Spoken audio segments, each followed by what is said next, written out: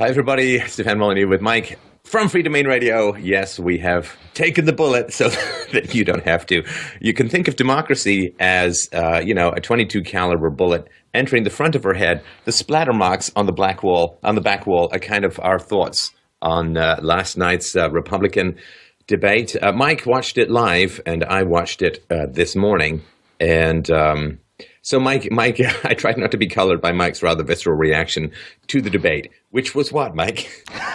Well, I kind of like the last cage match and the back and forth, and this one, I kind of had the impression about this debate that many people had about the last one, where it's like, oh my goodness, we need civility in this type of discussion, because this one was just Cruz and Rubio throwing as much muck towards the Donald as absolutely possible, which is to be expected. They're both not doing particularly well in the polls, and it's right before Super Tuesday, which is possibly going to be the deciding factor in who gets the nomination. So this was not unexpected, but there was something different to me, and I think the difference in this is that we did not have Jeb Bush in this debate. And I cannot tell you how much I love Jeb Bush. I am so thrilled that all his donators and lobbyists gave him $120, $150 million. Jeb Bush, can we actually have a moment of silence for Jeb Bush in the ending of his campaign? I think that's warranted. Okay, that's enough. But it's like if you take the clown out of the circus and you just get like the elephants and the tigers and the trapeze or whatever, it's not quite the same. And I think Jeb Bush was the clown in the comedic moments in the middle of the debate, as he would inevitably try and take down Donald Trump or say something and then fall on his face and look like a total cuck. Without that, it just made the muck throwing back and forth a little less tolerable. And this was, this may be the last Republican debate I can potentially tolerate, because everyone just came off as thoroughly unlikable. Even Ben Carson and John Kasich, who, at the beginning of the debate, they gave Carson the first word, which was kind of amusing. And he's like, please, let's not fight, everybody. Let's all get along. And then they proceeded to, pull up in fisticuffs and start taking swings at each other. And Kasich was pretty much the same thing, like, let's get along, that type of deal. And then the cage match began. So, yeah, it was pretty revolting watching people throw muck at each other for 3 hours, and I don't know that it's going to have any major impact on Super Tuesday or where the polls are heading, but it sure was unpleasant to watch for 2.5, 3 hours. What did you think, Steph? Well, it's not my preferred media consumption. To put it mildly. I could have went out and saw Deadpool. I didn't. I watched muck throwing. Yeah, I could have gone and seen the new Brad Pitt film about finance or something. So I think it's instructive. That's the best that I can sort of say about it. It is very instructive. Clearly, I think Cruz, who's largely avoided attacking Donald Trump, went kind of full assault mode. Rubio's largely avoided attacking Trump, went full assault mode. And Cruz, of course, they actually reached in a commercial. You can find this online. We can put the link below. They actually sort of reached around behind Donald Trump's back and shook hands with each other, Cruz and Rubio, after during a commercial break. So clearly, I think the donors have looked and said, okay, well, Cruz, you've won one. Rubio, you haven't won any. Rubio seems poised to lose even his home state in Florida. And Cruz is now tied. A poll came out right before the debate. Cruz is now tied in Texas with Trump. He was previously up like 8 points. So it's looking bad for Cruz in Texas, of all places, which is like a death knell for his campaign if he loses. Yeah, there's tens and tens of millions of dollars in play with people who've given money to these specific candidates in return for specific policies. And now it looks like they might have made a bad investment. That's bad enough. The 150 million that Jeb Bush spent was, I think, quite delightful in many ways, because I love seeing fools and their money parted. But these guys, not only it looked like a malinvestment for buying the regulators and buying the politicians by funding Cruz and Rubio, but also there's no plan B, because Donald Trump isn't taking donations from corporations. He's not taking any major donations at all. So not only have they malinvested, but there isn't even someone else they can buy waiting in the wings. So all of that is a pretty big problem for them. All the Republican big-time donators are probably going to have to throw more money behind Hillary. The establishment Republicans and the establishment Democrats ultimately aren't too dissimilar. once they get into power. And, it might be the establishment versus Donald Trump, because at least they can control Hillary, send a check to the Clinton Foundation, and never know, that policy that you want might just get enacted. With Trump, whether it's free market or not, it's probably not going to be immediately what lobbyists and donators want, so. Yeah, steady conveyor belt to of sweet young things to Bill Clinton's creepy Uncle Underground Spanky Fingers lair, and I think he's pretty much set to go. The one thing that I found, and it was so absent, it didn't even dawn on me until halfway through this debate. So they talk about North Korea, they talk about South Korea, they talk about Israel, they talk about Japan, they talk about Mexico, they talk about China, they're just going all the way around the world, except for the one giant continent that actually gave birth to America. Mike, I wonder if you can tell me which giant continent, which is going through one of its biggest transitions in its history, was not even mentioned during the entire GOP debate last night. What is Europe? What is Europe? You are correct. Woohoo! I win Jeopardy! Europe is the giant blank spot in the Republican map of the world. And I found that fascinating. I mean, there are hundreds of millions of Americans, I would imagine, who have European heritage. And they are very concerned about what is going on over in Europe. And it came up, like all the migrants coming in from North Africa, Middle Eastern countries and so on, all the Muslims pouring in, and it didn't come up even once, like not even once. What would you do about Europe? I mean, we're supposed to care about troop movements in North Korea, but we're not supposed to care about the greatest threat to European civilization since, I would suppose, the last Muslim invasion. I just find that really, really remarkable how out of touch America is with its roots. And, Donald Trump is as responsible for that as everyone. He didn't bring it up. But none of these questions. Yeah, it's like, all right, everyone up here has filleted Israel in the past. Everyone likes Israel, but do you really, really like Israel?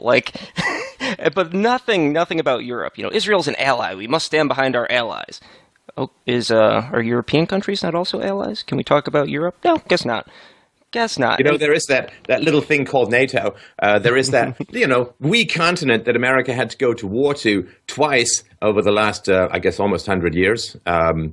Because it was being threatened by internal chaos or external threats. It would seem to me that it would be interesting to hear a little bit about Europe in the debates. But no, it all has to be about every single other country rather than the country, continent, and culture that gave birth to America. I just wanted to point that out, that is a remarkable erasure of history, and one of the reasons, I think, why the middle class in America is kind of pissed at feeling excluded from these kinds of conversations. Well, Steph, at least the positive in this debate is no one was giddy over excitement about war with Russia. As in the previous debates where everyone's like, no way you can get along with Putin at all. Absolutely not. And Trump's like, we might be able to get along with Putin. Everyone's like, no, we must fight Putin. Putin's our enemy. Okay, fine. Let's go to war with Russia. That sounds delightful. But yeah, the focus on other countries at the expense of conversation about things happening in America here and now, it's pretty disgusting. Oh yeah, Kasich just took it for granted that America is the world's leader. Why? Why is America the world's leader? What has the world done for America that America should owe it so much in return? And then it's like, well, if America leaves Japan, Japan might get a nuclear weapon. Okay, so I feel relatively okay. I can sleep at night. Are we invading Japan now? What's the plan here?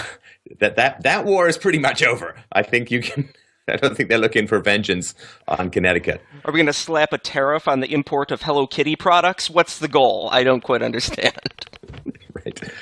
And Kasich, he's got a weird totalitarian streak. The two things sort of popped up, and I know we're kind of jumping all over the place, but first he's fine with forcing bakers to cater gay weddings. Yes, he's thrilled about that, apparently. Totally fine. No problem with that at all. And, what's next? Might you not want to serve divorced people? So why can't they not serve divorced people? I mean, the Catholic Church doesn't, theoretically. So is he going to start suing the Pope now for not serving divorced people or allowing gay people into the clergy? Why is it that the Catholic Church gets to discriminate against divorced people and homosexuals and so on, and women by not allowing them into clergy, and nobody complains about that? But that's because they have a lot more voting bloc's might and power and cultural sway than your average local baker does. So, yeah, I just found that to be pretty sad. I was also quite fascinated by Kasich's goal of when it came to Apple and the FBI. This can we get into the back door? First of all, okay, I just big picture people for those who don't understand technology, i.e., all the moderators, all the politicians, and every newspaper reporter who seems to be talking about it. There's no such thing as only unlocking one phone because they all have the same operating system, more or less, different versions, different flavors. But there's no such thing as unlocking one phone. So that is it's just one phone. And of course, even if it is just one phone, they're going to be asked to unlock more and more and more phones. And of course, that's the natural creep of government. So that really needs to be understood. Secondly, only Apple can probably do it because Apple has the source code for the operating system and other people don't. And this magic reverse engineering is not really as possible as people think it is. And so this idea that it's only one phone and everything else is going to be fine, that's ridiculous. Now, number two is that once the technology has been created through the engineers with access to the Apple source code, people know it exists. Now, I'll tell you this. If I was some senior engineer working at Apple and Tim Cook himself got down on his knees and begged me to work to create this, I wouldn't do it. And I wouldn't do it for two reasons. One is that it would compromise the security of the people who trusted my engineering expertise to keep their data safe. And number two, once it was known that such a tool had been created, I would be, for the rest of my life, afraid of being targeted by other governments, by spies, by organized crime, digging up blackmail, digging up whatever they could get on me, or bribing me, or threatening me in order to get me to do the same thing for them. Or like once that genie is out of the bottle and it's known around the world, it is a massive. I would never ever. I would quit. I would just absolutely quit.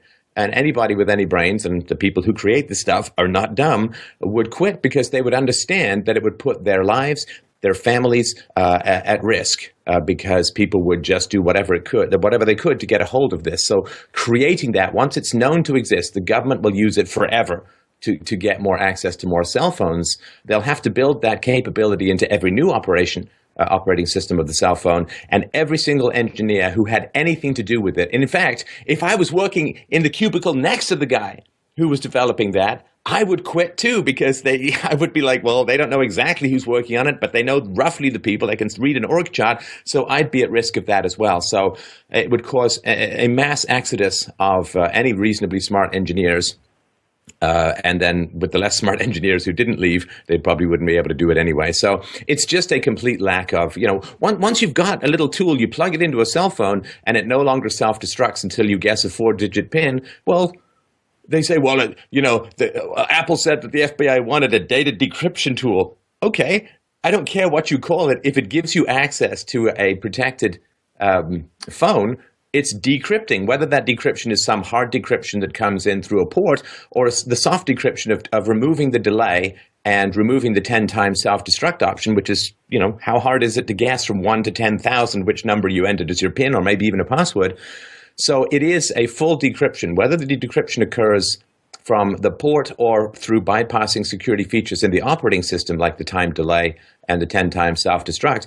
It is a full decryption in that your data, which is decrypted, is being decrypted against your will. And so this distinction, well, I thought that Apple wanted a full decryption. Now it turns out they just want, well, it's got exactly the same effect. And it would be completely catastrophic. And I would expect very few politicians to have any clue about this.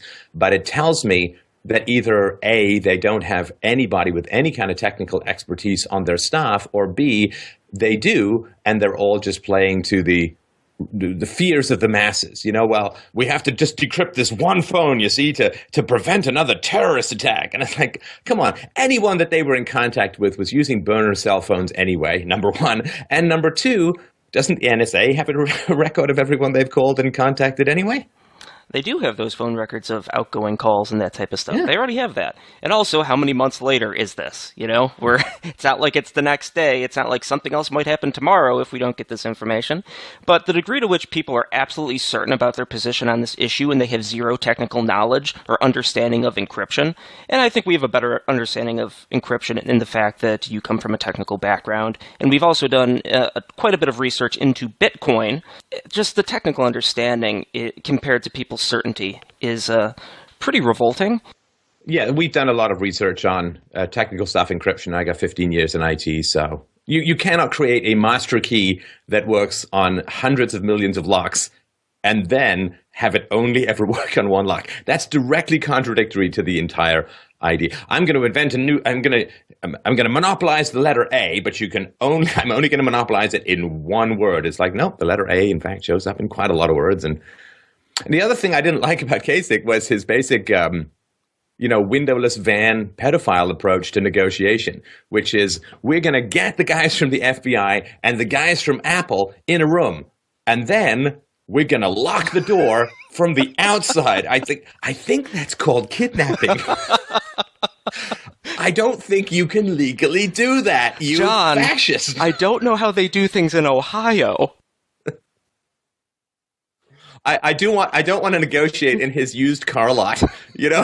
Hey, come into this little unheated shack, and I want you to sign. And then they go out and lock until you freeze your balls off and sign. I mean, I think that's kind of called torture.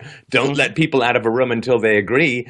That's kidnapping. That's kind of torture and forcible confinement, kind of against the law. So this folksy, we're just going to lock them in the room till they work it all out. It's like, I hope that you'd understand the law a little bit better than that after all your years in politics. Or maybe you do, and I'm just being naive. Yeah, the idea that the Republicans want to force a private company to make something that doesn't exist is still just amazing to me. I don't know if it's age, I don't know if it's bad advice or whatever. But if the way we can prevent another terrorist attack, we just have to get 5 lines of code that apply to one phone. Well, of course, who would, that's a really tough position to argue against, right? But when people understand the true ramifications of it, which these guys clearly don't, or maybe they do, but they say, well, look, I've got 30 seconds and I can't possibly explain it. Plus the courts are going to decide it anyway. But I think they are because, one phone, a couple of hours of work, we can break into it and it's only ever going to apply to one phone and it might prevent another terrorist attack. That's hard to argue against, right? It's just one fingernail we got to pull out and it prevents the world from ending. Well, most people think Apple has this information and they're just not giving it to the FBI. That's the level of understanding of this. Apple has this terrorist phone information and they're not giving it to the FBI. They must like terrorists. Okay, all right. Well, we don't. Apple is only concerned about their brand. Yeah, that's right. They're protecting a logo. That's all they care about. The brand is the thing. I mean, we talked about this in a previous video, but I mean, if Apple provides keys to allow the government access to phones, people will stop buying Apple. Like the company could go out of business in the long run, and will people ever trust Apple again? Like that's a permanent thing. Right, if they say, "Oh yeah, we did it for one phone, now we've destroyed it," and we're not they won't believe them anymore because they won't believe that that's the case. So, and just because this can't get repeated often enough, there's this false story going around the internet that Apple has unlocked 70 phones previously, and they're just refusing to do so in this case. It's a completely different situation. They have extracted data from phones previously when they've gotten court orders to do so, but these have been phones that run previous versions of operating systems that don't have all the data encrypted. From iOS 9 and up, they have full encryptions. You can't get anything off there. And now it's a completely different situation. The FBI is asking them to just create a whole new operating system so they can brute force attack a password. And again, so they have never unlocked a phone before. This is something completely unprecedented, and unprecedented, period. You're forcing a private company to create something that doesn't exist, so they only have the technical knowledge to do so. So it's a lot more complicated than people think on average. We'll say that. And it's because the government screwed up the investigation, reset a password, erased cloud backups by accident, just completely screwed up.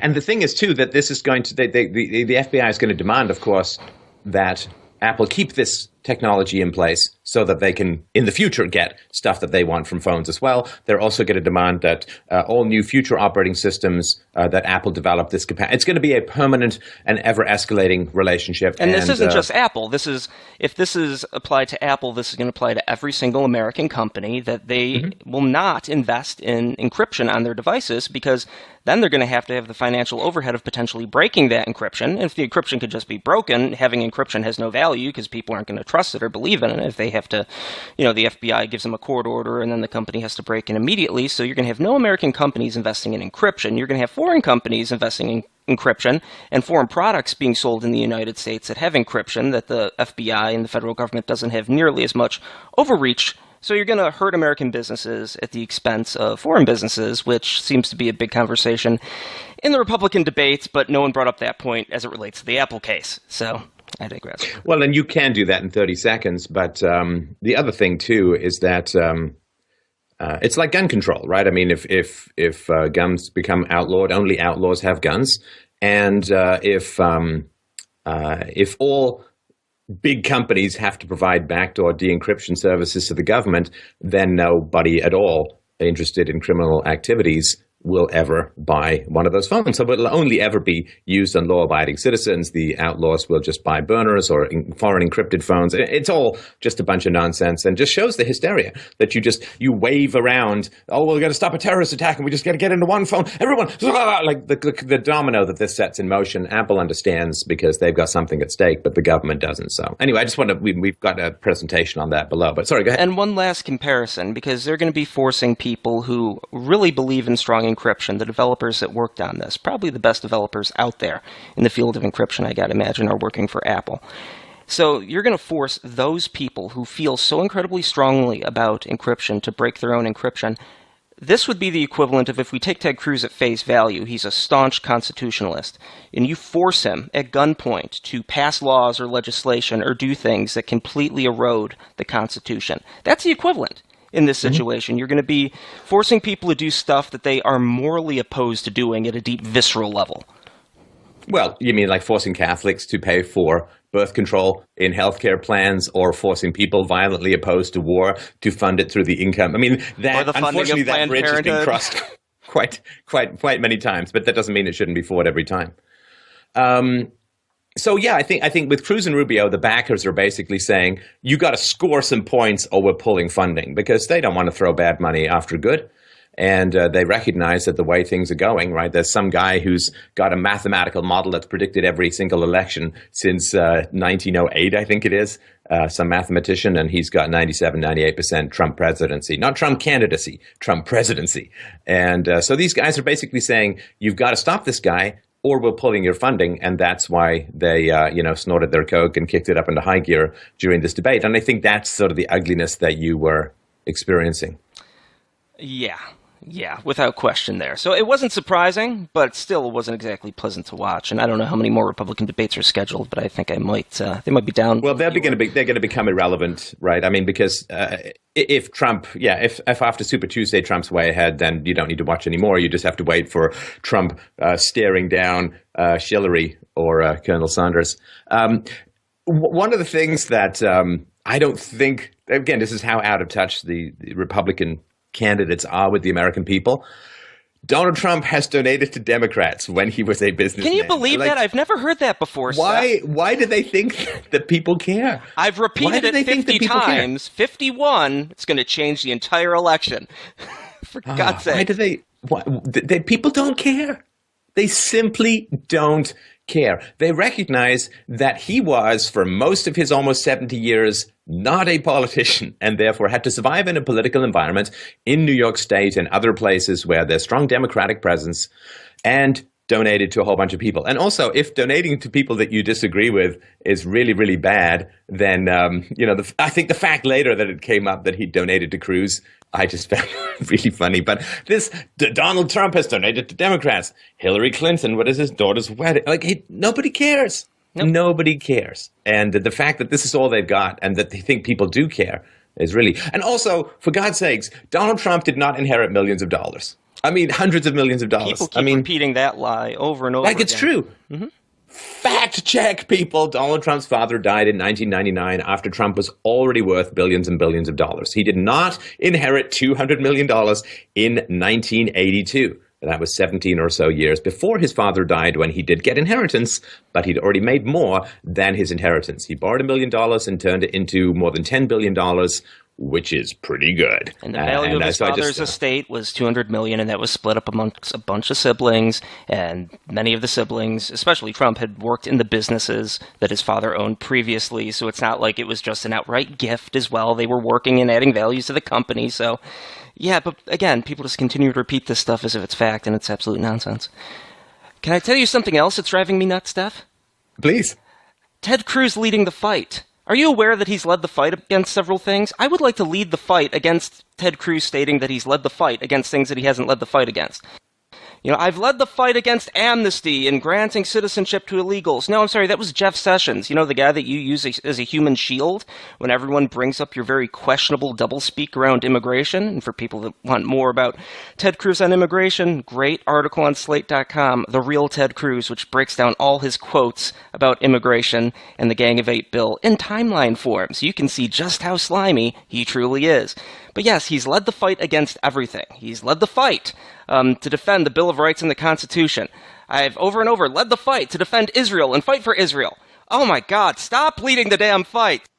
Okay, and Kasich, this is the road forward. I don't know, is there a road that goes sideways? Is there a road that goes backwards through? And when you're going down a road, isn't it always leading where you, I don't know, it's just, I did these cliches, it's almost too easy.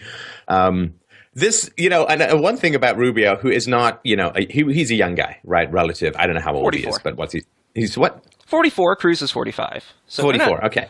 Although the looks there, Cruz appears to be about 52 and melting, and Rubio, 19 with a... I love that heavily lacquered Ken doll hair. I think that is like, I really feel like if something fell from the roof, it just bounce off it and nothing would move. It's been so shellacked into place. But anyway, it's like the youngest and thickest comb over I've ever seen in my life. But one of the things that I couldn't sort of help but notice is that when Rubio talks about lies, supposed lies or problems or whatever that came out from Donald Trump 38 years ago, all it does to remind me that Rubio was 6 when it happened. That's all that it, you know, like something to do with the 200 Poles were hired by one of Donald Trump's company illegally 38 years ago or something like that. Yeah, the deal on it Yeah. is Trump Tower was built, and one of the contractors hired 200 legal Polish immigrants. You know, that huge problem in America currently, all those illegal Polish immigrants coming in with their high IQs, and that's a whole other story. But yeah, so around 30 years ago that happened, and it was a contractor that hired him, not Trump. And Rubio also claimed that Trump paid $1 million settlement because of this. No, we have no evidence to indicate that that's the case. There was a lawsuit brought against his contractor, and then by proxy, Trump, and he settled it out of court after, I think, over a decade of litigation, and it was sealed, so no one knows anything, so he just pulled $1 million out of his backside, which is normally what the lobbyists do for him, but yeah, that's completely false. Completely false. Rubio. We haven't talked a huge amount. I know we're going to talk about him when you do your presentation, but Rubio, you know, with Cruz, it's obvious line. With Rubio, to me, it's a little bit more subtle. So Rubio has this answer, which he repeats, you know, he's like the Ken doll. You pull, you got like 4 things he says. But he's got this answer when asked about deportation, right? Which is, is it, what are you going to do if America has to enforce its laws? I don't know. I don't want to say that. But he basically says, we'll seal off the border and then we'll see what the American people want to do with regards to deportation, right? In other words, we're going to close off the prison. We're going to close off the prison, but we're not going to put any prisoners back in the prison. It's like, I'm pretty sure that that's why the prison, you know, they don't want the people here. That's why they want the border sealed. So, of course, if the more deportation, the better. That's number one. And number two is that anybody who knows, in a moment's thought, right? The moment you seal the border, the wages and opportunities of the people who've made it across go up enormously because there's not new people flowing in to drive down wages and drive down opportunities and take jobs and so on. So saying, well, we're going to see what's going to happen after the border is closed is ridiculous because after the border is closed, the incentive for those people to stay is going to go up enormously and they're going to fight much harder to stay because it's going to be worth that much more. It's going to add a huge premium to what they're able to make and all the resources and opportunities available to them. And I don't think there are any Americans out there. It's just such an who want that? Who want that? Like why can't you do both at the same time? It's deport and build a wall, right? And so I don't think any Americans have said that. It's just his way of avoiding the deportation question, which Cruz did Trump this for a long time as well. He recently changed his position to be more in favor of deportation to the point where he's saying that Trump is pro-amnesty because of his, it's a touchback. They have to leave the country, but then they can come back in legally, which Trump has kind of wavered on a bit. Previously, he's like, an expedited process, we'll get them in here quickly. And this time he said, it might not be so quick. That's the first time I've ever heard him say that. So that's a bit of a change of position for Trump in this debate, as far as people coming back after being deported. It might not be so quick if we let them in at all, so. And it's, first of all, that's for Trump, right? That's a change of the law. As far as I understand it, the law is that if you've come in illegally, you're not eligible for immigration anymore. I actually don't know that off the top of my head. I think that I read that to somewhere, so I think that's true. So, but and the other thing, undocumented? Oh God! Like, can we just, There are no illegal people stuff. He wasn't a rapist. He was an undocumented lovemaker. He's not a shoplifter. It's an undocumented shopper. Like, what undocumented? I don't know. Like, they've broken the law. Mm-hmm. And listen, for those of you who know about my political views, let me just take a brief sidebar, listeners, because people go nuts when I do this, right? And when I speak within the statist paradigm, people like, oh my God, he's abandoned his beliefs. No. I've not abandoned any one of my beliefs. I don't have the choice to abandon my beliefs because you've got to pursue reason and evidence. I want to build a great road, but the only way to get to that great road, to where I want to build the great road, is to take a crappy road, right? So then I say, okay, well, we're going to traverse this crappy road to get to where we're going to build the great road. And people say, oh, now he's in favor of crappy roads? It's like, oh God, right? We're just speaking within the paradigm. Well, this is the way that things exist. They're not immigrants because immigrants is a legal process of entering a country, right? And that is so using the legal term to describe people who have committed not one but usually many more illegal actions, right? Because it's not just coming across the border. It's also often fraudulently applying for welfare, or often fraudulently voting, or identity fraudulently identity theft is a big problem. It's a big problem, and it's also not paying a lot of taxes. But consuming a lot of resources, right? As they are wont to do, particularly the illegal immigrants, like 61% on welfare versus like 20% of the native population. So there's a lot of crimes that are occurring. And the idea it's exactly the same as going through things completely legally. That's like saying that a squatter on a property is an undocumented owner. It's like, no, owner means that you have legal right to the property. Squatting means that you're going in there and occupying it illegally. And that's like, when the guys in Oregon went into that wildlife refuge to protest the prison sentences and other federal incursions on their land, did anyone call them undocumented government employees legitimately living there? No. They were terrorists because, you see, what they had done is they had gone onto someone else's property, federal government property, without the federal government's permission. So they were terrorists because they were white. Jihadists, right? And now, when exactly the same thing is occurring with, you could argue, somewhat more deleterious effects of the American economy, particularly the income and wage opportunities of minorities, when tens of millions of people from Mexico are doing much worse than what the Oregon ranchers did in coming onto federal land without permission, coming onto federal property without permission, which is the definition of crossing the border. Well, now you see, we got to court their vote. And and this is the double standard for Hispanics. Well, they're just dream seekers, and it's an act of love, and because they're Hispanics, right? But when white people occupy government property, they're terrorists, and then you shoot them, apparently, and that's, everybody was like, yeah, that's legit. The FBI went, this guy got shot, and I don't know the circumstance, it's hard to tell, but that, shooting those guys, but boy, you start talking about deporting people who've done a lot worse than what the Oregon ranchers do, suddenly the great Hispanic shield goes up, and you can't talk about it, and it's like, man, does anybody not notice these double standards but us? So Apparently not. Rubio won't talk about, what the American people will bear regarding deportation until after the border is secured. While at the same time he's grilling Trump on his health care plan, not potentially Oh yeah, realizing that if you details. take the 11 million people, if we take the government number, it very well may be more. There's significant estimates it's a lot higher than 11 million, but if you take 11 million of people that are likely not paying full market price for their health care, that's going to have a big impact on the entire healthcare system as a whole. And there's even some people that say the whole reason we have Obamacare currently is because of illegal immigrants and needing to insure them, not to mention the fact that it got passed because of Somali immigrants being the deciding votes to elect Al Sharpton and his seat, yada, yada, that whole thing. We've talked about Not that Al before. Sharpton. Not Sorry. Al Sharpton, Al Franken. Excuse me. Al Franken. I'm getting my liberals confused. They're so similar. But yeah, we talk about that a bit in The Truth About Obamacare. So, yeah, so turning to healthcare, I mean, the American healthcare system is so messed up. It's only, how do you do it justice in 30 seconds? Let me try.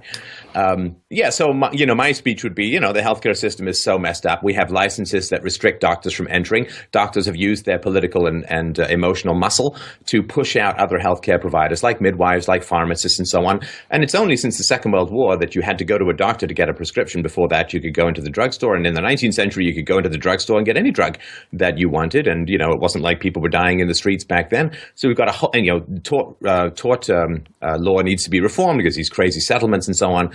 And so there's a huge amount that's wrong with American healthcare. And we've got to, instead of this, what are the health savings accounts and all this kind of crap, and, just let's liberalize it, right? Let's take down the licensing restrictions, let people who are competent and chosen by the marketplace practice medicine, let people get access to medicines that they want without having to go through a doctor. And there's so many things that could be reformed to just make things better. Of course, break down these lines around the state where the companies are not allowed to sell health insurance across state lines. That will certainly help. But there's so much that would need to be talked about, but that would be politically explosive and would probably render you unelectable. But that's, and Well, also one of the things that, is tort reform as well.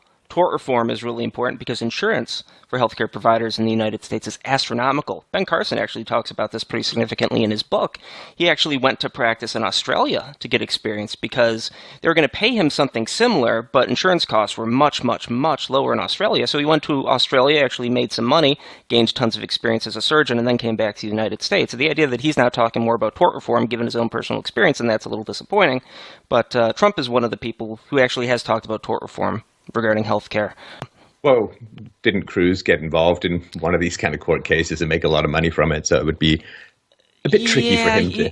That's right. He has talked about tort reform, but then he was working to get settlements against, I think it was, what was it, a nursing home or something like that at the same time? Something like that. Yeah. While talking Yeah. pro-tort reform, and then, exploiting tort reform to get large settlements for his clients, not exactly the most. And this idea you get some special health savings account. It's just, more government programs leading to more government programs. Another thing that needs to be done in the U.S., and this has been talked about by a few people, is uncoupling health insurance from your job. Because that turns you into kind of a desperate health serf to your job, particularly if you work for the government, right? So for those who don't know, the very brief history is that in the Second World War, you weren't allowed to give raises to your employees. So the people who wanted to go, companies who wanted to keep good employees said to those employees, okay, we'll stop paying your health insurance instead of giving you a raise. And and you get tax breaks for and all that. So that becomes that your health insurance is tied to your job. Now, the way that health insurance is supposed to work, you're supposed to start paying it when you're young and healthy. And you can pay a little bit extra each month, which you can also do with life insurance. And then you're taken care of no matter what happens to you. And the odds are worked out fairly well. And so you can get lifelong health insurance just by starting off when you're young and paying the premium and so on, right? And then, the company can take some of the extra money, invest it, and then use the profits from that to pay the remainder of the premiums. I think with life insurance, I got it when I was real young. And, after a certain amount of time, it just starts paying for itself. You don't have to pay anymore and you're fully covered and all that. So that's, of course, the way that it should work. But what happens now is that, let's say you're in a job, and you get, I don't know, diabetes, or you develop diabetes or something. Well, then if you leave the job, your health insurance stays with that job, and so you have to reapply for new health insurance. Mm-hmm. Now, reapplying for new health insurance because you've left your job, and maybe it's because the company went bankrupt or moved overseas or whatever it is, right? So now you have to go, and now you have a pre-existing condition, and that's a big problem. But it wouldn't be if you had a contract with the health insurance company that didn't go through your employer. Then you could your pre-existing condition wouldn't be a pre-existing condition because you would stay with the same insurance company over time. So this idea or this reality that healthcare insurance is far cheaper if provided by your employer is a huge problem. Not only does it not put the downward pressure on cost that individual purchases does, but it brings up this huge problem of pre-existing conditions, which is really tough to unravel in the existing system. And probably one of the more controversial statements of the debate was Trump coming out really strong for mandating coverage for pre-existing conditions, which essentially undermines insurance as a whole, because why would you buy insurance? You can just wait till you get sick. Buy insurance then. If they are mandated to cover people for pre-existing conditions, why would healthy people buy insurance? Well, I'll tell you why, because Donald Trump wants to bleed votes from Hillary. I mean, I hate to put it, he's taking on that liberal position because he is looking to gain votes from outside the Republican establishment. Amoral and all that. And yeah, look, the pre-existing condition thing is completely ridiculous. As we've said a bunch of times on the show, it's like you only have to buy, you can buy fire insurance when your house is currently burning down. Well, that just destroys the whole concept. The whole concept is there has to be a risk. There has to be an unknown. Otherwise, it can't work at all. Okay. And so the fact that he wants to cover pre-existing conditions is a mess, right? But it's a mess caused by a whole bunch of other messes, not least of which is that Americans are very unhealthy as a whole, right? I mean, if you're talking about Japanese people who seem to exist on kale, isolationism, and self-righteousness, then, you're fine. Because, not that I don't envy that. I'm just saying that's the way it is, right? So Japanese, biologically, they just accumulate much less, or East Asians as a whole accumulate much less body fat and so on. But Americans are very unhealthy in aggregate, some of the highest obesity rates. And I think they've been past Mexico is even worse, the highest diabetes rate in the world. So Americans are very unhealthy. And so, and of course, with an aging population plus bad health habits, saying to people, well, you can be denied for pre-existing conditions would, under the current system, if you made it sort of more of a free market environment, without bringing down all the costs elsewhere in the system, like supply to doctors and restrictions on who can provide medical services and so on, that would be condemning people to a pretty ugly existence. Like if you took away the requirement for pre-existing conditions and didn't find significant ways to reduce the price of healthcare, a lot of people would be unable to afford their various medicines for chronic ailments, and there would be significant casualties as a result. I think Donald Trump is aware of that. And obviously cares about that, as he oft repeated, don't want people to die in the streets and all. And the reality is, like it or not, and maybe people can grit their teeth and push through this somehow themselves.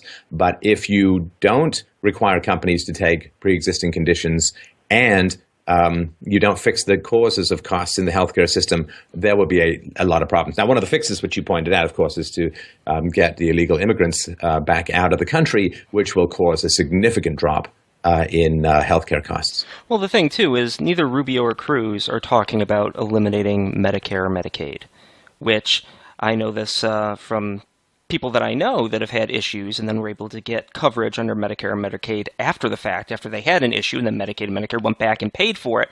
You essentially have mandated coverage for pre-existing conditions under those two programs currently. So unless you're going to reform that or abolish that, you already have this, independent of anything else. So, unless you're going to take a strong position saying that needs to be removed from Medicare or Medicaid, criticizing Trump for the mandated coverage, you're leaving something big out of the equation there. Now, Rubio is also facing a lot of criticism from Trump. He tweeted on Friday, why would the people of Florida vote for Marco Rubio when he defrauded them by agreeing to represent them as their senator and then quit? A 2005 study found Rubio to be the most absent member of the Senate. And that is not inconsiderable. I don't know, maybe he was just busy figuring out where to put his imaginary wall or whatever. Maybe he was trying to convince cruise ships to call stowaways undocumented customers. I don't know. But now, have you looked into this, that Trump apparently hired a bunch of people for seasonal workers and just took jobs away from Americans? All right. So what's the story? What's the criticism? What's the story behind that? Okay, so some of Trump's properties, and specifically they're talking about one in Florida, have used H-1B visas to legally bring in immigrants temporarily to fill seasonal jobs. Trump said 90 to 120 days. There's some evidence going out there from our friends at the Center for Immigration Studies that it's quite a bit longer than that in some cases. So Trump may have been stretching the truth there a bit. But the idea that Trump legally brings in people on H-1B visas, okay, like, listen, if you are completely against H-1B visas and have been consistent on that position for a long period of time, and you want to say that you're stronger on immigration because you're against those visas and Trump uses those visas, okay, I can understand that. And I think that would be a valid criticism if you're really strongly against H-1B visas. Neither Rubio or Cruz have been very strong against H-1B visas. So Rubio's Gang of Eight immigration bill would have increased the annual H-1B visa quota by 45,000 slots. Now, when that didn't pass, he was a sponsor of the Immigration Innovation Act of 2015. I love the name of these bills. I really do. Which wanted to triple the number of H-1B visas to 195,000. Okay? And Cruz put an amendment onto the Gang of Eight bill, which was Rubio's main legislative accomplishment, which failed, where he wanted to take high-tech H-1B visas coming in and increase them by 500%, from 65,000 at the time to 325,000 at the time. So if you're going to throw, hey, Trump, you brought in seasonal workers on H-1B visas legally into the country for your properties, which is like the standard way things are done in those industries, whether you like it or not, that's the reality of it. I can understand that, but not if you have been very pro increases in H-1B visas in the past. And Cruz has walked that back as of late, but given history and his stance on it, it's a new position. So, for a guy that's been in the entrepreneurial field for decades running properties, and this is standard operating procedure in properties, the criticism doesn't land too strongly on Trump based on who's throwing it in my mind. So that's that. And it seems that Rubio in particular very, very concerned about a couple of hundred Polish workers that Trump may or may not have hired 30 or 40 years ago. The potentially 30 million I don't even know. Illegal immigrants, again, it's a sort of contradiction in terms. Illegal occupiers is probably the best way of putting it, or squatters. He doesn't seem to be quite as concerned about the 30 million of those, but a couple of hundred Polish people 30 years ago. Wow, that's just terrible. Why is it that when it comes to talking about Hispanics, you have to have a Hispanic? I need to understand that. Like, oh, we have to talk about something to do with Hispanics. Let's go to the Hispanic lady who then can answer the questions in somewhat accented English. That seems to me pretty funny. I mean, is that the, like... I like how Carson couldn't understand her. He was probably shocked they were asking him a question. Do you come with subtitles? Well, he may have dozed off. I don't know. But that to me is really, really telling. Because it says that the major issue that Hispanics are concerned about is illegal immigration. And it says that Hispanics basically vote as one bloc, and they want amnesty for everyone, right? I mean, that is... Now tell me how we're not supposed to then view Hispanics as a collective blob with one head. I mean, this is something I talked about in a show recently, what pisses me off about political correctness. But people say, well, you can't judge all Hispanics. You can't view all Hispanics as having, oh, yes, no. But you see, we got to bring the Hispanic woman in to talk about how you've got to win the Hispanic vote. And in order to do that, you have to cater to the mass Hispanic preferences for amnesty for illegal immigration. So that to me is, okay, well, which is it, right? I mean, if we are not supposed to judge Hispanics collectively, then why is the Hispanic lady talking about 3 things that you need to do to appeal to the Hispanic voters? Okay, well, then they are thinking collectively. And therefore, they are considered to be an insurgent against people who oppose illegal immigration. In other words, it's Hispanics versus whites. And so how is it then that white people are not supposed to look at Hispanics and say, well, you all want amnesty for illegal immigrants, which we don't want, and so we're enemies on this, and we're going to judge you collectively as all wanting this? I mean, doesn't this just confirm this whole approach? I think those are very fair questions, Steph. I'm willing to be corrected. This is how it looks like from the place of reason. Well, another bizarre thing about that entire question was it seemed to be based around, Donald Trump, you say that you're going to win with Hispanics and get lots of Hispanic support. And while you did win 40%, 46%, I think, of Hispanics in Nevada, we're going to say that doesn't count because it was a small sample. Why'd they take the poll? That's what Trump asked. That's a honest and innocent question, but it's like, yeah, you say you're going to be supported by Hispanics. Are you really going to be supported by Hispanics? The reality is Republicans, on average, don't get supported by Hispanics. This is just the way it works. If you look at all the elections and voting patterns, we actually have this in The Truth About Illegal Immigrants. We have voting patterns for Hispanics, legal and illegal, included in there, and they overwhelmingly vote Democrat. Now, Trump is, looking at all the polls, he is getting more support from the Hispanic and black communities than any Republican in an eternity. And there's tons of polls that show this. Compared to Democrats, he's probably not getting a lot of Hispanic support, but compared to any Republican in recent history, he's getting tons of support. So the idea that we're going to ask an entire question criticizing Trump for getting support from Hispanics when he's getting more support from Hispanics than any Republican candidate in forever, it's kind of absurd.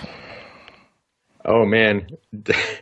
Don't even get me started on this one, which is, a basic question was, Hispanics don't like you, Donald Trump, which, I think was kind of funny. I mean, did the other two Hispanics, I know not from Mexico, but did the other two Hispanics get a lot of support? No. Well, if you just look at the center three guys on stage, Hispanics clearly didn't like Donald Trump, if we're using that small sample. Rubio and Cruz, yeah, not true, a fan. True. You are flanked by two Hispanics who don't seem to like you very much. Do you have a response? But this idea, they say, well, Hispanics want a politician to tell them or to reassure them that they're wanted in America, right? This was the woman said, if Hispanics don't hear that they're wanted in America, then they won't listen to anything else that you have to say. You have to make them feel wanted in America. Do they say this about East Asian voting blocs? That the Japanese Americans really want to feel that they're welcome and wanted in America. And the answer to that is nobody ever in American history has ever made that case, to my knowledge, because the Japanese Americans came legally. I mean, the squatter in your house really wants you to tell him that he's welcome there.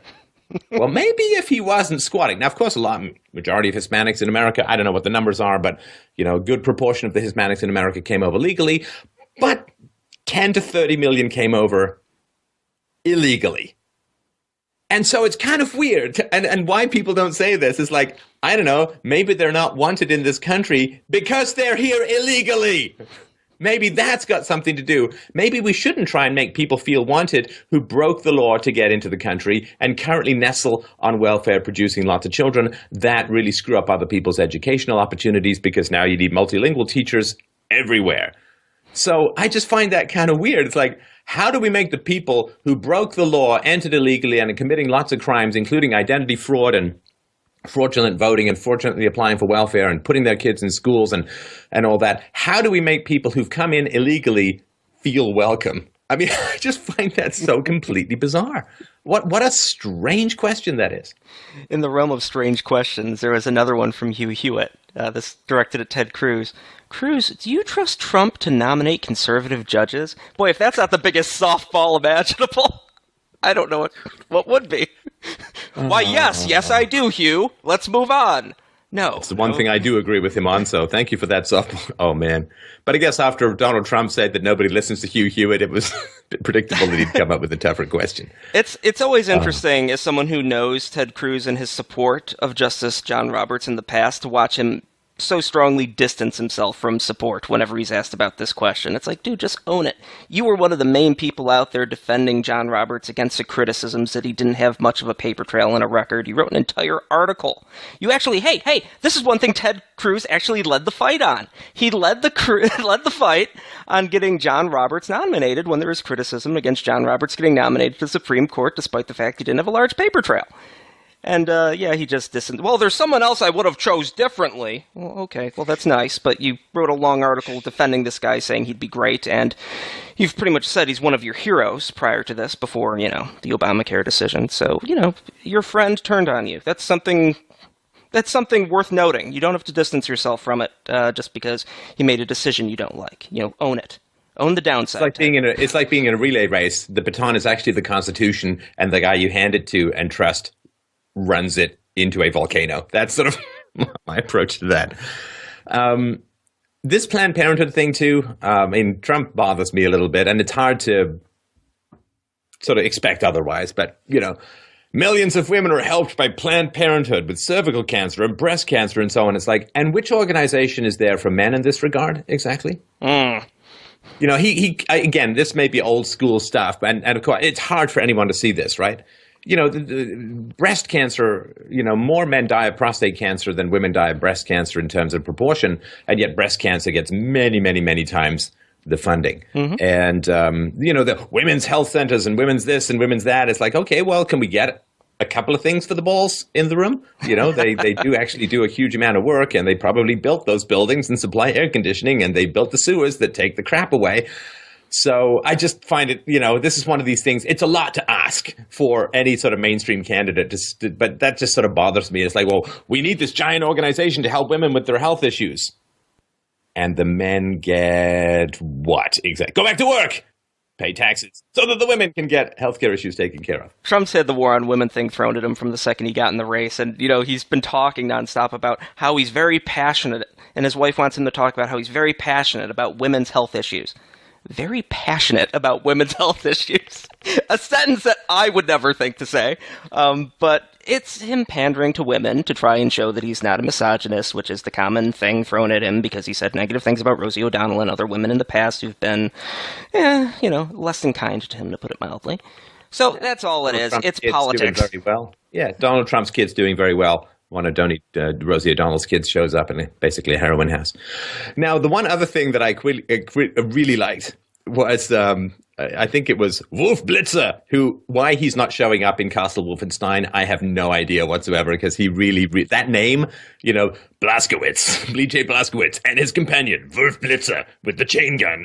That's my particular preference. But the Independent Tax Foundation. Okay, this is pretty funny. So they say that the cost of Trump's tax cuts are $10 billion, Mike. I think this is over a decade or something like that. So the cost of Trump's tax cuts are $10 billion. And this takes into account all of the growth in the economy and innovation that will occur over 10 years with more money remaining in the hands of private citizens rather than going to the government. This is an absolutely astounding feat of prognostication. In other words, these guys who are probably somewhat into the free market and not into central planning because nobody knows how to organize millions of people's millions of choices, private citizens. They know exactly what's going to happen, Steph. Exactly. In 10 years, they know that if you return tens of billions of dollars to private citizens, they know exactly how much the economy is going to grow, and they know exactly how much it's actually going to cost. So they said, okay, the cost of Trump's tax cuts, $10 billion. Okay, you can make that calculation. You can make that calculation. However, that's sort of like the cost to the mugger of not stealing from you. The cost of the mugger not stealing you $50 is $50. It's like, okay, but how about the benefit of me not having the money stolen from me? That doesn't count. So I can at least understand if they talk about the cost. But when they say, but we also, that's the cost, including all the economic growth that's going to occur. So they know what happens when you transfer tens of billions of dollars. I don't know what the sum total of his tax cuts are, but let's just say tens of billions of dollars go from the government to the private citizens, and then can invest and save and spend and start businesses and create new innovations, invent new products. They know exactly what's going to happen over 10 years and how much that money going into the private sector is going to create. I mean, how many jobs, how many of it. They know all of the things that are going to be invented, with all of that private money going into entrepreneurial. Given that they're so certain, Steph, given that they're so certain about these economic models, I'm sure they're absolutely in step and believe the climate science models 100%. Because if you can model all those variables so specifically when it comes to economic issues, then absolutely you got to believe in the exact same thing for all the climate models. It's like they believe in the climate model if every atom has free will as well. Right? I mean, I take the climate models. These guys, why on earth do they have a tax foundation when they know enough about the economy? They must be unbelievably great investors. because they know 10 years out, they know where the economic growth is Man, going what to are their stock picks? That's what I want to know. They know exactly what cell phones are going to look like in 10 years. They know exactly what new innovations are going to be created. They know exactly how fast the internet's going to be. Like, they're incredible people. And I just thought, who the hell can seriously say, because I know what they did probably. They said, well, we're going to assume a growth of, right? You don't know. Come on, 10 years. I mean, who knows what the economic growth is going to be next quarter? Nobody. So I just found that kind of funny. Well, it's going to cost you $10 billion, and how are we going to cut that from the government, right? Well, the other side of this, too, is they asked, Trump, your plan's going to cost this. Can you explain that? Well, both Rubio and Cruz have also proposed very significant tax cuts. And I am sure somewhere someone has done calculations as to what their plans will cost as far as government revenue.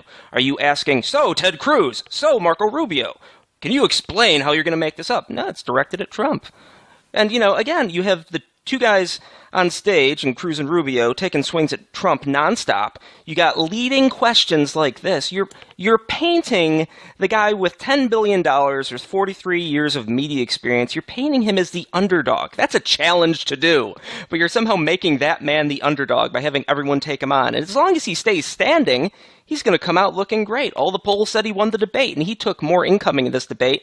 And there was a lot more things brought up, such as the Trump University, which we can get to in a second, and things that probably most people haven't heard of that are legitimate questions and criticisms of him.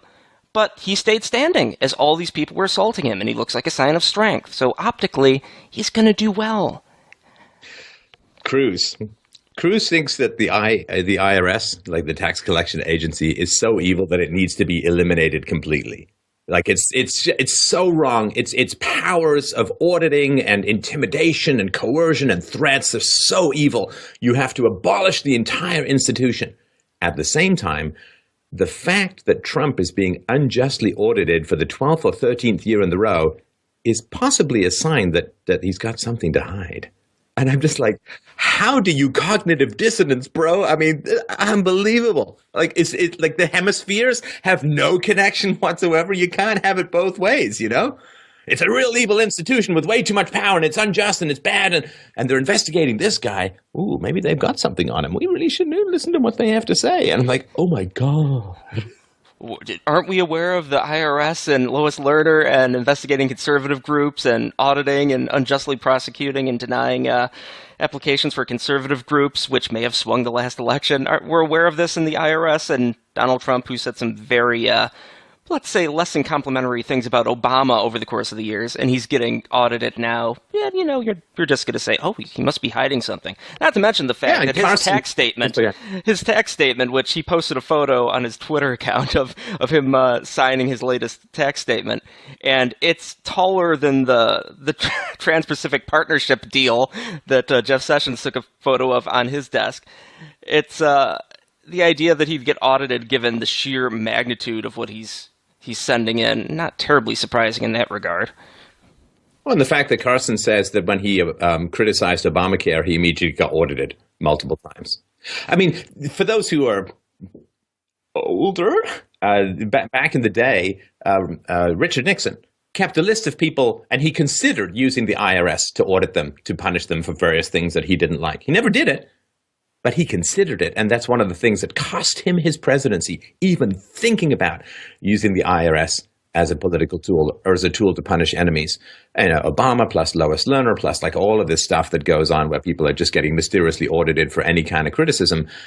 That's actually happening. I mean, the fact that Richard Nixon kept a little list that he never acted on was one of the things that cost him his presidency.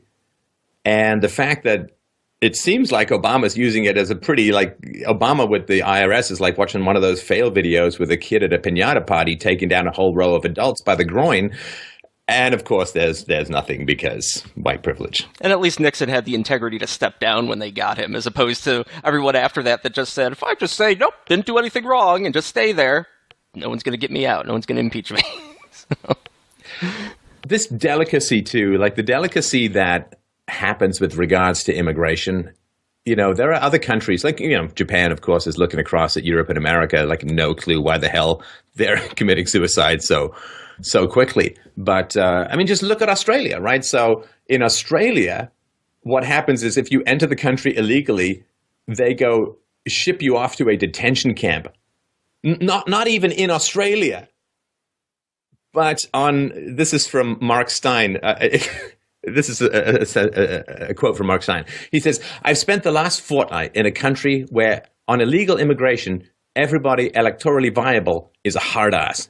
That's to say, there's a bipartisan consensus that anyone attempting to enter the country without authorization should be warehoused in a detention camp, not in Australia, but offshore, either on Nauru, a pile of guano that fancies itself a nation state, or on Manus Island, which belongs to Papua New Guinea.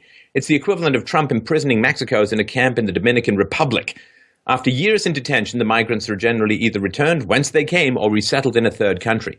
Whatever squeamishness the Aussie Labour Party might feel about this is subject to the compelling political arithmetic that the voters are overwhelmingly at ease with it. In America, by contrast, there is a cozy bipartisan consensus between the Democrat Party and the donor party that untrammeled mass unskilled immigration now and forever is a good thing. The Dems get voters, the donors get cheap labor. And so it's so funny. I mean, because America doesn't know much about the immigration policies of the rest of the world, there's this ridiculous, fainting counts, Victorian smelling salts, hypersensitivity about this issue. But around the rest of the world, I mean, try illegally entering Mexico and see what happens. Try it with Japan. Try it with Australia. Let's ship you off to a detention camp that's housed on mountains of batshit, basically. And everyone's totally fine with that. It's like, oh, we got borders, we're going to keep our borders and so on. But in Europe and in America, there's this insane squeamishness about it that has the rest of their world looking at these people saying, are you insane? Well, you can't survive as a society like this. Well, everyone touts Israel, and yet Israel's immigration policy is as strict can be. And, some people have drawn some questions as to why people that are pro-Israel's immigration policy are not exactly pro the United States' current immigration policy. But we had a call about that just got released, if I remember. Yeah, just released it, so you can watch that in the feed. Oh, yes, another interesting piece regarding Israel and the back and forth. I thought this was kind of fascinating looking into Trump.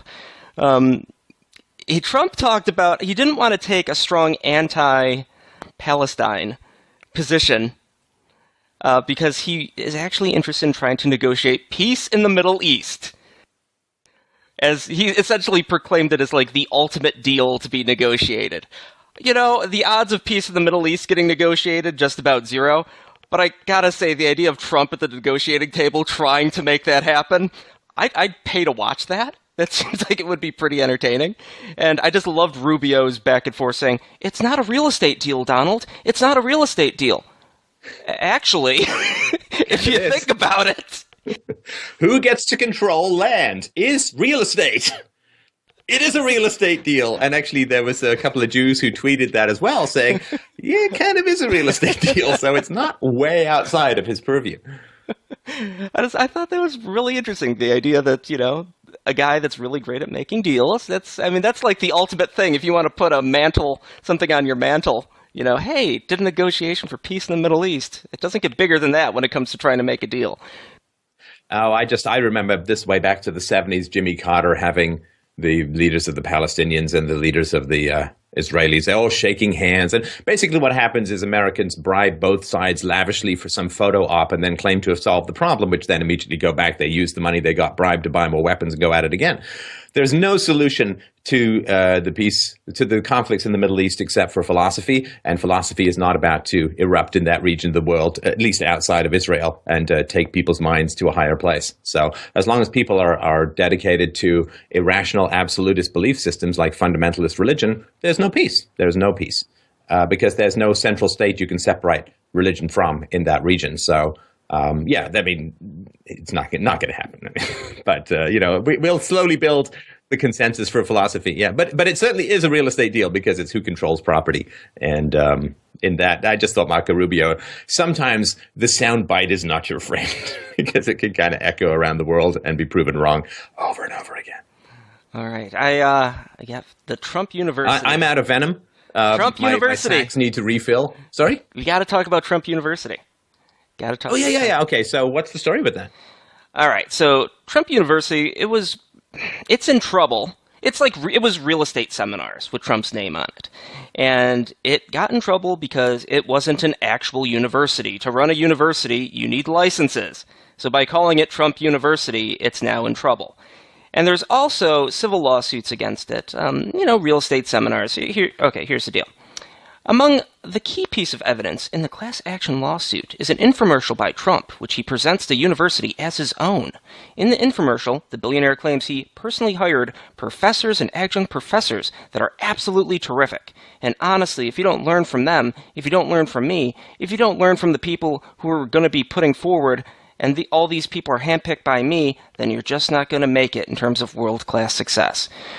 All right, so then Trump was deposed and under oath told a different story, testified in 2012, that contrary to that commercial and all the Trump University sales materials and statements, he neither selected the instructors nor oversaw the curriculum. So that's pretty much the biggest hook on this, is... So he licensed out his name and said that he was personally involved when he wasn't. Yeah, and further in depositions, he pretty much says, you're going to have to ask the guy in charge, because I really didn't have much to do with it. Question. Sorry, just before we continue, did people have a lot of trouble with Trump University before the real estate crash in 2007, 2008, or was it that they paid a lot of money and then the real estate market collapsed? The New York State came after him for the university name in May 2011. And the depositions in the civil case took place in 2012. So probably 2011-ish, I got to think, for when that case started. So after. Okay, and that doesn't mean that the people don't have legitimate complaints. Of course they do. But if you spend a lot of money on a real estate course and then the entire real estate market goes down a sort of Florida sinkhole to hell itself, I can understand you having slightly more motivation. In other words, when the real estate market was flying high, people probably had fewer problems with the college than when the whole thing collapsed, and they might have been looking to get their money out of a bad investment, which again doesn't mean that they don't have legitimate claims. I don't know, but it certainly sounds like, go ahead. Well, a student/attendee had an interesting comment. Trump has talked about, people fill out these surveys, and it has overwhelmingly great reviews. I think he said 98%. And I don't think that's disputed, but someone who's actually participating in the lawsuit said he probably gave the program good reviews. And he said some of the instruction was helpful and made sense. It wasn't exactly original. But the main problem was that it was grossly overpriced. I paid as much of this thing that I would have needed for a full year's tuition at Iowa State University. So this is what we call buyer's remorse. You paid for a I've never understood what does overpriced mean. If you're willing to pay for it, how is it overpriced? You paid for something, and you took the class, and sorry. If this is the standard, people are unhappy after the fact with the instruction that was given to them. Can college students all of a sudden start suing the schools that offer them women's studies degrees and liberal arts degrees and this type of stuff that is now completely non-economically viable?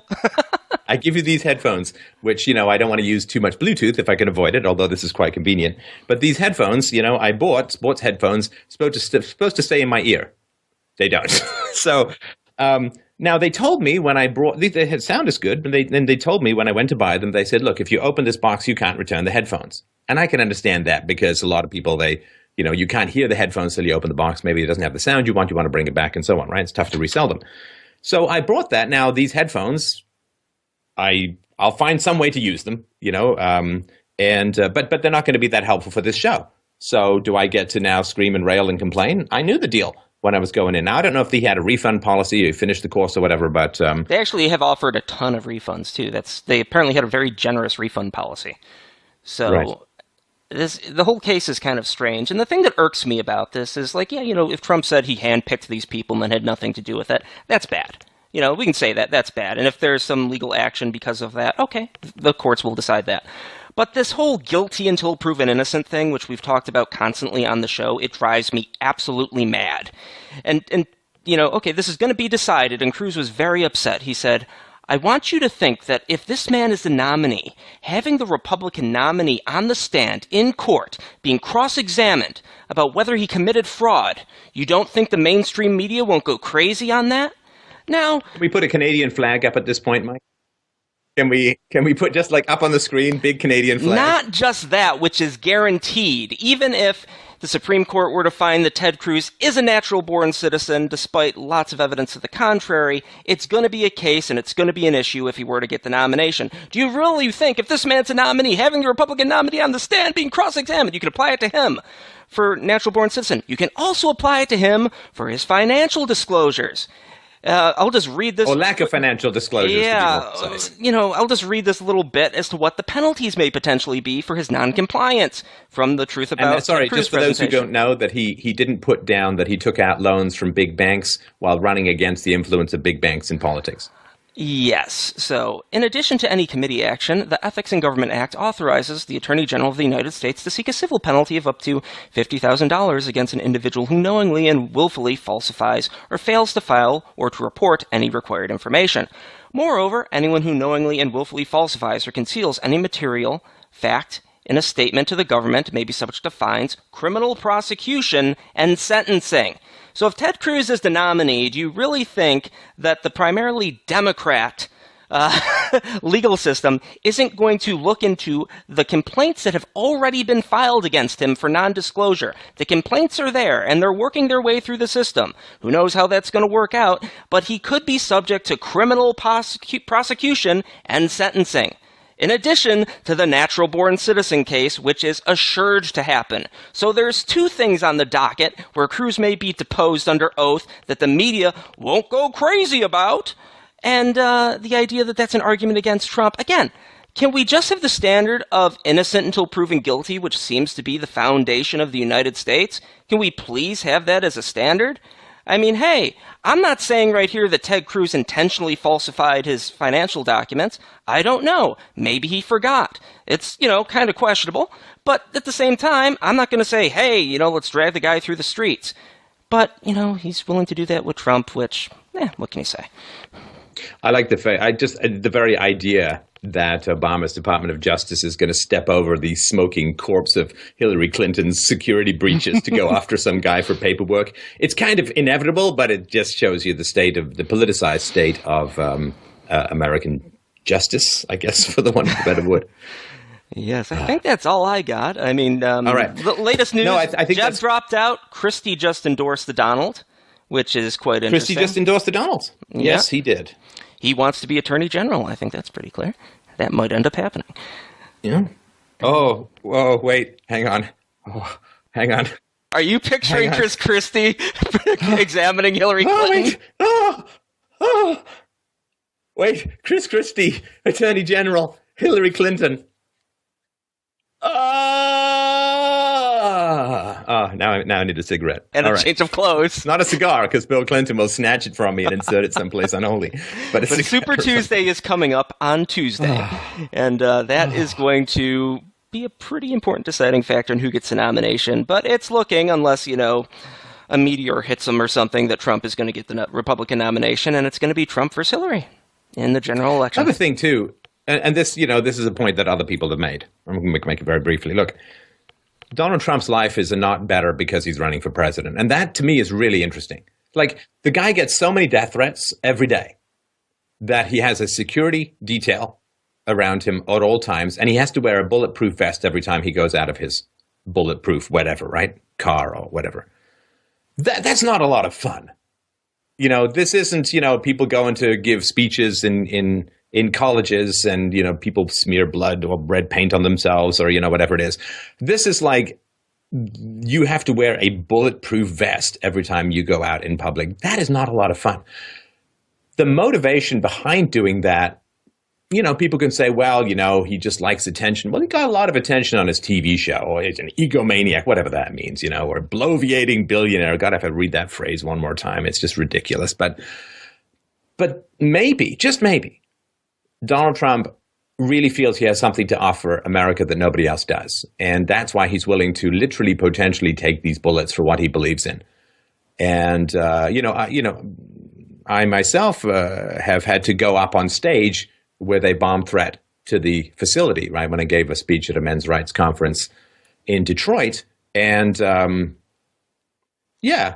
have to screw your courage to the sticking place. But I'm not doing that twice a day with a bulletproof vest and a security detail. When Karen Strawn goes out and gives speeches, she faces a lot of opposition and additional security. Milo Yiannopoulos and Ben Shapiro have also gone out and are facing a lot of opposition. That takes courage. And what Donald Trump is doing takes a lot more courage, because these guys don't have to show up in bulletproof vests and aren't getting daily death threats credible enough to get a security detail from the government following them around at all times. If you're not out there doing even 1% of that kind of courage for the cause, whatever cause you believe in, if you're not out there doing 1%, maybe something bulletproof for your nipple in case you get a nipple twist or something. But if you're not out there doing a lot, it's kind of tough listening to people all bitch about Donald Trump, who is following the courage of his convictions with massive death threats against himself and with a bulletproof vest every day.